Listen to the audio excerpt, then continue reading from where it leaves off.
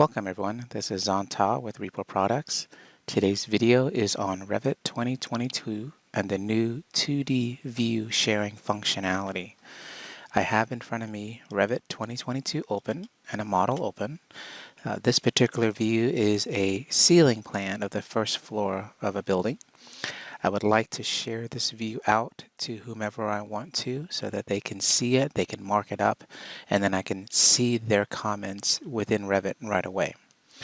To make that work, what we want to do is we want to head over to the Collaborate tab of the ribbon. Head over to the far right side of the ribbon, there is a Share panel, and the command is called Shared Views. When you click the command, the panel will open up and you see it over here on my right called Shared Views. It will list all the views that have been shared in the past. You can click any one that you want and it will open up and show you a thumbnail of that particular shared view.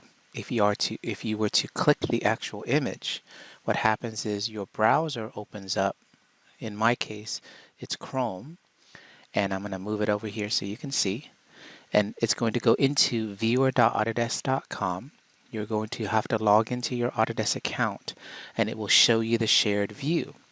And so you can take a look and see. It takes a second to process any comments and whatnot, but you can zoom in and out depending on what kind of view that you're working with. You can zoom in and out, you can pan, you can orbit, rotate, things like that. There's the particular markup right here, so if I click it, I can see the static image markup that said whoever made this markup, they circled it and they put in a comment. So I can close that markup if I want to. I can print the markup. I can share the markup with somebody else as well if I need to. If I click share, it gives me the hyperlink shortcut that I can copy to the temporary Windows clipboard, and then I can paste it into my email and send it off to whomever I need to send it off to. You can click preview this link and it will give you a little rough viewer, and like so. And then that way, you can go ahead and send that email off to whomever you need to send it off to. Now I'm going to go ahead and close this and get back into Revit. So let's say I want to share this particular view. I would click Share New Shared View. This icon right here basically allows you to go straight to the viewer.autodesk.com site. This button here allows you to refresh all the views and any comments that come in. This is your help for the shared view functionality.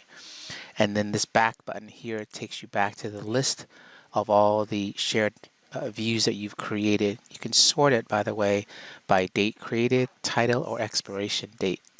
So I'm going to click New Shared View.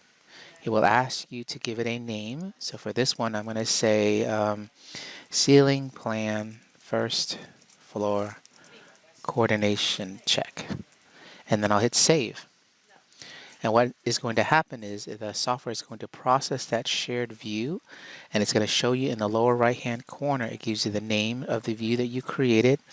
It will extract all of the data that's necessary and create a static view, 2D shared view for you. When it's finished, it'll give you a pop-up that lets you know you can view it in the browser, or you can copy the link immediately into your temporary memory, and then you can paste it into your email to email it off to any recipient that you need. When it's going through this process of creating the 2D shared view, depending on what kind of view it is, it may take a second, a little longer than you would normally think. In this case, it took about 10-12 seconds, which is not that bad. On the 3D view, that's pretty complex. That gets a little longer. So here you can click View in Browser, and then it's going to open up my Chrome browser. I'm going to move the window over here, and then you can see that it's going to process that view for the purposes of sharing. You'll see it shows you that you're in Autodesk Viewer and you're in the actual shared view here. You can click Views to see if there are any other views that are associated to it, like 2D views versus 3D views. You can click Properties, and if it says no properties displayed, that means you touch an object, and if that object has property data, it will show that as well. Now there's a trick to that as well. I'll show you in a second.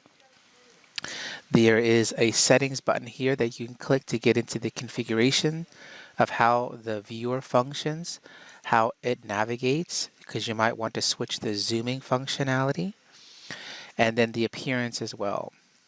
Whenever, by the way, you create a shared view, you will get an email notification that says, hey, your 2D shared view has been created successfully, and you can click the link in the email to get to your actual 2D view that's on viewer.autodesk.com. Now that I have my 2D view here, I have some functionality. For example, I can click comments and I can add any generic comment that I want. I say, I will look at this later. I am in a meeting now. And then click post. And that will just make a comment on the actual 2D view, so that way when you're back in Revit, you can refresh it and you'll see that comment. You can click print. You can capture a screenshot of it and you can share it out as well. Down here in the bottom, you have home, which takes it back to the default view. So in case you were like zooming in or out or panning, and then you click home, it'll take you back to the default view. You can click fit and it zooms to extents, kind of like with a little bit of extra space all the way around. You can pan and zoom. You can measure as well, and then you can mark it up. So for example, if I take a look at this area here, I can see that there's some lighting fixtures here that are a little off. We didn't move them properly. So I'm going to click markup. It'll create a snapshot 2D view, and I'm just going to do a red line markup, like circling this. And then I'll put in a piece of text that says readjust the light fixtures in this area. And then when I'm done, I click save, and it saves the view, it saves the markup like so, and you'll see on the right hand side under comments, there's your actual markup. Okay, now when you're done, let's say for example you want to go back to Revit and see that markup. I'm going to go ahead and move this Chrome browser out of the way and go back to Revit, and then all I need to do is click this refresh button. Now that I've clicked refresh, it shows here ceiling plan first floor coordination, 3 comments. So if I click inside, you'll see the 3 comments. Here's the one that shows the ceiling that I just marked up. Here's the intro view where I made the comment that said I'll look at this later. And then this is the original first one. So if you were to click, for example, resolve, that basically lets people know that you handled that situation. That markup doesn't really you don't need to worry about it anymore, and it will disappear off the list.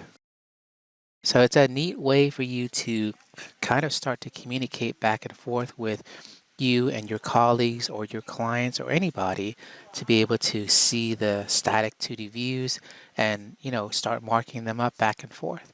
Makes it a little easier for communication. Thank you very much for watching.